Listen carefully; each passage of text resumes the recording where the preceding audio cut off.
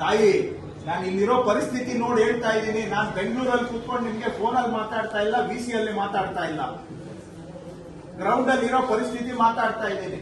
ಏನಾದ್ರೂ ಒಂದು ಈ ಆಫೀಸ್ ಅಂದ್ರೆ ಒಂದು ಹಿಡಿತಾ ಇರ್ಬೇಕಲ್ವಾ? ಇಷ್ಟ ಬಂದಾಗೆ ಬರೋದು. ಈಗ ಅವರು ಯಾವತ್ತು ಫೀಲ್ಡ್ ಅಲ್ಲಿ ಇರ್ತಾರೆ, ಯಾವತ್ತು ಇಲ್ಲಿರ್ತಾರೆ ಗೊತ್ತಿಲ್ಲ. ಯಾವತ್ತು ಎಲ್ಲಿರ್ಬೇಕು ಅನ್ನೋದು ಏನಾದ್ರೂ ಗೊತ್ತಾಗ್ಬೇಕಲ್ಲ. ಈಗ ನನಗೆ ಗೊತ್ತಾಗೋದಿಲ್ಲ ಅವ್ರು ಯಾವತ್ತು ಎಲ್ಲಿ ಅಂತ. ಇನ್ನ ಜನಕ್ಕೆ ಏನ್ ತಿಳಿಯುತ್ತೆ? ನನಗೆ ಹೇಳ್ತೀರಿ ಇಲ್ಲಿ ಎಲ್ಲಿದ್ದಾರೆ ಅಂದ್ರೆ ಫೀಲ್ಡ್ ಅಲ್ಲಿ ಇದ್ದಾರೆ ಅಂದ್ರೆ ಅವ್ರು ನೋಡಿದ್ರೆ ಇಲ್ಲೇ ಇದ್ದಾರೆ. ಎಲ್ಲಿ ಇವೆಲ್ಲ ಯಾರು ಇಲ್ಲವಲ್ಲ sir.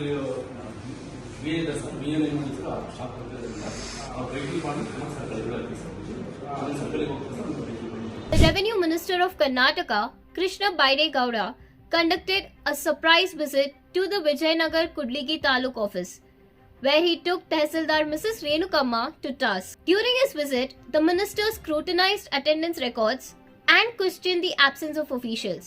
Those arriving late were reprimanded. The Tehsildar faced severe criticism when she was unable to justify her officers' responses regarding field and office staff. The minister also probed delays in work despite the availability of equipment. ಎಲ್ಲ ಒಂದು ಸುಮ್ಮನೆ ಹಿಂಗೆ ತೆಗೆಸ್ತಿದ್ದಾರೆ. ಕೆಲಸ ಯಾಕಾಗಲ್ಲ ಅಂದ್ರೆ ಎಲ್ಲ deputation ಹೋಗಿದ್ದಾರೆ. Deputation ಯಾಕೆ ತಗೊಂಡು ಬಂದಿಲ್ಲ, ವಾಪಸ್ ಕ್ಯಾನ್ಸಲ್ ಮಾಡಿ ಯಾಕೆ ತಂದಿಲ್ಲ ಅಂದ್ರೆ ಅದಕ್ಕೆ ಉತ್ತರ ಇಲ್ಲ. ಪತ್ರ ಬರ್ದಿದ್ದೀವಿ ಅಂತ. ಜವಾಬ್ದಾರಿ ಇರ್ಬೇಕಮ್ಮ. ಏನ್ ಹೇಳ್ತಾ ಇದೀವಿ ನಾವು ಈಗ? ಸ್ವಲ್ಪ ಜನ ಕೆಲಸ ಆಗೋದು ನೋಡಿ ಅಂತ. ನಿಮ್ಗೆ ಅದ್ರ ಕಡೆ ಗಮನ ಬಿಟ್ಟು ಎಲ್ಲ ಗಮನ ಇರುತ್ತೆ. ತಾಯಿ, ನಾನು ಇಲ್ಲಿರೋ ಪರಿಸ್ಥಿತಿ ನೋಡಿ ಹೇಳ್ತಾ ಇದ್ದೀನಿ. ನಾನು ಬೆಂಗಳೂರಲ್ಲಿ ಕೂತ್ಕೊಂಡು ನಿಮ್ಗೆ ಫೋನಲ್ಲಿ ಮಾತಾಡ್ತಾ ಇಲ್ಲ, ವಿಸಿಯಲ್ಲಿ ಮಾತಾಡ್ತಾ ಇಲ್ಲ, ಗ್ರೌಂಡ್ ಅಲ್ಲಿ ಇರೋ ಪರಿಸ್ಥಿತಿ ಮಾತಾಡ್ತಾ ಇದ್ದೀನಿ. ಏನಾದ್ರೂ ಒಂದು ಈ ಆಫೀಸ್ ಅಂದ್ರೆ ಒಂದು ಹಿಡಿತಾ ಇರ್ಬೇಕಲ್ವಾ?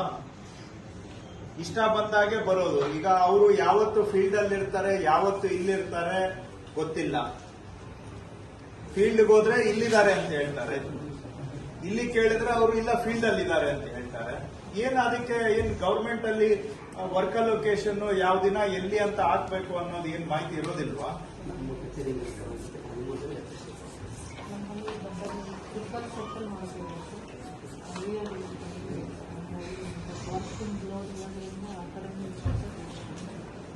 ಯಾವತ್ತು ಎಲ್ಲಿರ್ಬೇಕು ಅನ್ನೋದು ಏನಾದ್ರೂ ಗೊತ್ತಾಗ್ಬೇಕಲ್ಲ. ಈಗ ನನಗೆ ಗೊತ್ತಾಗೋದಿಲ್ಲ ಅವ್ರು ಯಾವತ್ತು ಎಲ್ಲಿ ಅಂತ. ಇನ್ನ ಜನಕ್ಕೆ ಏನ್ ತಿಳಿಯುತ್ತೆ? ನನಗೆ ಹೇಳ್ತೀರಿ ಇಲ್ಲಿ ಎಲ್ಲಿದ್ದಾರೆ ಅಂದ್ರೆ ಫೀಲ್ಡ್ ಅಲ್ಲಿ ಇದ್ದಾರೆ ಅಂದ್ರೆ ಅವ್ರು ನೋಡಿದ್ರೆ ಇಲ್ಲೇ ಇದ್ದಾರೆ. ಈಗ ಜಸ್ಟ್ ಇವ್ರು ಹೇಳಿದ್ರು, ಯಾರು ಅಮ್ಮ ತಾಯಿ, ನೀವು ಬರೋದಕ್ಕೆ ಮೊದಲು ಅವ್ರು ಎಲ್ಲಿದ್ದಾರೆ ಅಂತ ಕೇಳಿದೆ, ಫೀಲ್ಡ್ ಅಲ್ಲಿ ಇದ್ದಾರೆ ಅಂತ ಹೇಳಿದ್ರು. ಆದ್ರೆ ಈಗ ಅದಾಗಿ 10 ನಿಮಿಷಕ್ಕೆ ಪ್ರತ್ಯಕ್ಷ ಆಗಿದ್ದಾರೆ. ನಾನು ಹೇಳಿದ ಅರ್ಥ ಮಾಡ್ಕೋತೀರಾ? ಸ್ವಲ್ಪ ಒಂಚೂರು ಉಪಯೋಗಿಸ್ತೀರಾ? ನನ್ಗೆ ಈಗ ಕೇಳಿದೆ ಎಲ್ಲಿದ್ದಾರೆ ಅವರು ಅಂತ. ಅವ್ರು ಸರ್ಕಲ್ ಅಲ್ಲಿ ಇದ್ದಾರೆ ಫೀಲ್ಡ್ ಅಲ್ಲಿ ಅಂತ ಹೇಳಿದ್ರು. ನಿಮ್ಮ ಅಧಿಕಾರಿನೇ ಹೇಳಿದ್ರು. ಆಯ್ತಪ್ಪ, ಅವರಿಗೆ ಕೇಳಿದೆ ಯಾವತ್ತು ಅವ್ರು ಫೀಲ್ಡ್ ಅಲ್ಲಿ ಇರ್ತಾರೆ, ಯಾವತ್ತು ಆಫೀಸ್ ಅಲ್ಲಿ ಇರ್ತಾರೆ ಅಂತ. ಏನು ವರ್ಕ್ ಅಲೋಕೇಶನ್ ಇಲ್ಲ ಅಂತ ಹೇಳಿದ್ರು. ಆಗ ಆಗಿದ್ದ 5 ನಿಮಿಷಕ್ಕೆ ಫೀಲ್ಡ್ ಅಲ್ಲಿ ಇದ್ದವ್ರು ಇಲ್ಲಿಗೆ ಹೆಂಗ್ ಪ್ರತ್ಯಕ್ಷ ಆದ್ರು? ಹಾಗಾದ್ರೆ ಅವ್ರು ಯಾಕೆ ಫೀಲ್ಡ್ ಅಲ್ಲಿ ಇದ್ದಾರೆ ಅಂತ ಹೇಳಿದ್ರು? ಯಾವತ್ತು ಎಲ್ಲಿ ಮಾಡ್ತಾರೆ ತಾಯಿ? ಏನಾದ್ರೂ ನಿಮ್ಗೇನು ತಹಶೀಲ್ದಾರ್ ಆಗಿದ್ದೀರಿ, ಸ್ವಲ್ಪ ಗಂಭೀರತೆಯಿಂದ ಮಾತಾಡಿ. ಗೌರವ ಕೊಟ್ಟು ಮಾತಾಡ್ತಾ ಇದ್ದೇನೆ. ಏನಂದ್ರೆ ಬಾಯಿಗೆ ಬಂದಿದ್ ಮಾತಾಡ್ಬೇಡಿ. ಸ್ವಲ್ಪ ತಲೆ ಒಳಗೆ ಏನಿದೆ ಉಪಯೋಗಿಸಿ. ಯಾವತ್ತು ಎಲ್ಲಿರ್ತಾರೆ ಅಂತ ನಾನು ಕೇಳ್ತಾ ಇದ್ದೇನೆ. ಜನಕ್ಕೆ ಹೇಗೆ ಗೊತ್ತಾಗ್ಬೇಕು? ಯಾವ 4 ದಿವಸ? ಒಂದು ಸಿಂಪಲ್ ಲಾಜಿಕಲ್ ಕ್ವಶನ್ ಕೇಳಿದ್ರೆ ತಮ್ಗೆ ಅರ್ಥ ಆಗ್ತಾ ಇಲ್ಲ. ಇಷ್ಟೊತ್ತಿಂದ ಅದೇನೋ ಮಾತಾಡ್ತಾ ಇದ್ದೀರಲ್ಲ. ಯಾವ ದಿನ ಎಲ್ಲಿರ್ತಾರೆ ಅಂತ ಅವ್ರಿಗೆ ಕೊಟ್ಟಿದ್ದೀರಾ? ಅಷ್ಟನ್ನು ಮಾಡೋದಕ್ಕೆ ಆಗೋದಿಲ್ವಾ? ಸರ್ಕಾರದಲ್ಲಿ ರೂಲ್ಸ್ ಇಲ್ವಾ? ಇಷ್ಟು ಸಿಂಪಲ್ ವಿಷಯವನ್ನ ನಿಮ್ ತಲೆಗೆ ಹೋಗಿಸ್ಬೇಕಾದ್ರೆ ನಾನು ಇಷ್ಟು ಮಾತಾಡ್ಬೇಕಾ?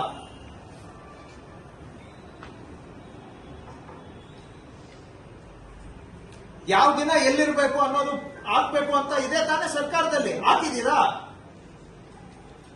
ಅವ್ರಿಗೆ ಆರ್ಡರ್ಸ್ ಡೆಪ್ಯುಟೇಷನ್ ಮಾಡೋವಾಗ ಹಾಕಿದ್ದೀರಾ ಯಾವ ದಿನ ಎಲ್ಲಿ ಅಂತ? ಯಾಕೆ ಹಾಕಿಲ್ಲ? ಬಂದು 1 ತಿಂಗಳಿಂದ ಏನ್ ಮಾಡ್ತಾ ಇದ್ರಿ?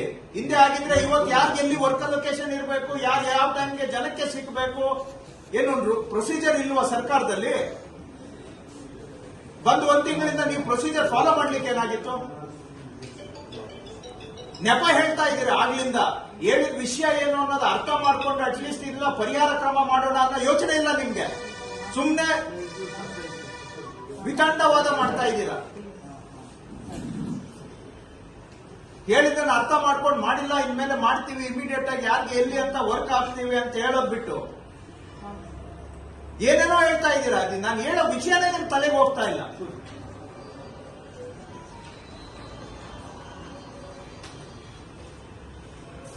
ಎಲೆಕ್ಷನ್ ಇದ್ರೆ ನೀವು ಇಲ್ಲಿ ಇರ್ಬೇಕಾಗಿತ್ತು 1 ಅವರ್ ಮೊದಲು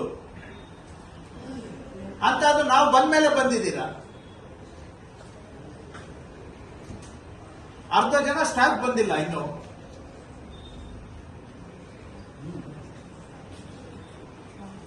ಇಲ್ಲಿ ಹ್ಯಾಂಡ್ಸ್ ಇಲ್ಲ ಅಂತ ಹೇಳಿದ್ರೆ 20 ಜನ ಡೆಪ್ಯುಟೇಷನ್ ಕೊಟ್ಟು ಯಾಕೆ ಬಿಟ್ಟಿದ್ದೀರಾ? ನೀವು ತಹಶೀಲ್ದಾರ ಹೋಗಿ ಫೈಟ್ ಮಾಡಬೇಕಾಗಿತ್ತು ಡಿಸಿ ಹತ್ರ. ಏನ್ ರೈಟಿಂಗ್ ಅಲ್ಲಿ ಕೊಡೋದು? ನನ್ಗೆ ಇದಿಲ್ಲ ಇದ್ರೆ ಆಗೋದಿಲ್ಲ ಅಂತ ಮಾತಾಡ್ಲಿಕ್ಕೆ ಏನಾಗಿದೆ ನಿಮ್ಗೆ? ಏನ್ ರೈಟಿಂಗ್ ಅಲ್ಲಿ ಬರೆದು ಕೊಟ್ರೆ, ಲೆಟರ್ ಕೊಟ್ಬಿಟ್ರೆ ಆಗ್ಬಿಡುತ್ತಾ? ಹೋಗಿ ಡಿಸಿ ಅವರಿಗೆ ಒತ್ತಾಯ ಮಾಡಿ ನನ್ಗೆ ಇಲ್ಲಿ ಹ್ಯಾಂಡ್ಸ್ ಇಲ್ಲ ಅಂದ್ರೆ ನನ್ ಕೆಲಸ ಮಾಡಕ್ ಆಗೋದಿಲ್ಲ, ಜನಗಳಿಗೆ ತೊಂದರೆ ಆಗುತ್ತೆ ಅಂತ ಬಾಯ್ಬಿಟ್ಟು ಮಾತಾಡೋದಕ್ಕೆ ಏನಾಗಿದೆ? ಏನು ಎಷ್ಟು ಜನ ಕರ್ಸ್ಕೊಂಡಿದ್ದೀರಿ ಈಗ? ಮನೆ ಹೇಳ್ತೀರಿ ಎಲ್ಲ ನೀವು ಡೆಪ್ಯುಟೇಷನ್ ಕಳಿಸೋದು ನೀವೇ. ಈಗ ನಾವು ಕೇಳಿದ್ರೆ ಡೆಪ್ಯುಟೇಷನ್ ಹೋಗ್ಬಿಟ್ಟಿದ್ದಾರೆ, ಎಲ್ಲ ಸ್ಟಾಫ್ ಇಲ್ಲ ಅಂತ ಹೇಳ್ತೀರಿ.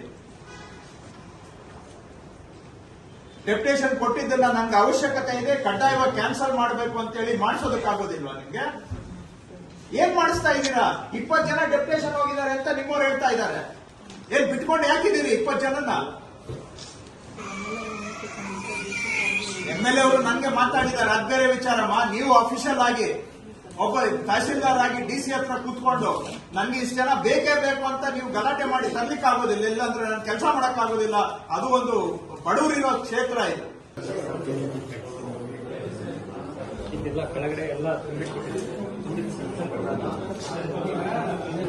ಇಲ್ಲ, ಬೀರುವಲ್ಲಿ ಇಟ್ಟಿದ್ದಾರೆ. ಓಪನ್ ಬಾಕ್ಸೇ ಓಪನ್ ಮಾಡಿಲ್ಲ. 15 ವರೆಗೆ ಕ್ಯಾಟಲಾಗ್ ಇಂಡೆಕ್ಸಿಂಗ್ ಮಾಡಿದ್ದಾರೆ. 15 ಈಗ ಹೊಸ ಸಾಫ್ಟ್ವೇರ್ ಸ್ಕ್ಯಾನ್ ಮಾಡ್ತಾರೆ.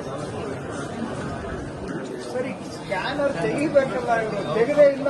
ಈಗ ಅವರಿಗೆ ಕಮ್ಯುನಿಕೇಟ್ ಈಗ ಇವರಿಗೆ ಕೇಳಿದೆ, ಏನಮ್ಮ ದರ್ಖಾಸ್ತು ಕೋಡಿ ಆಗದೆ ನಿಂತಿರೋ ಪ್ರಕರಣ ಎಷ್ಟು ಅಂತ. ಏನೂ ಐಡಿಯಾ ಇಲ್ಲ. ಈಗ ಡಿಎಂ ಗೊತ್ತಿಲ್ಲ ಅವ್ರಿಗೆ. ಪರ್ಚೇಸ್ ಮಾಡ್ಕೊಂಡಿದ್ದಾರೆ. ಟ್ರ್ಯಾಕ್ಸ್ ಒಳ್ಳೆ ಸಿಸ್ಟಮ್ ಇದೆ.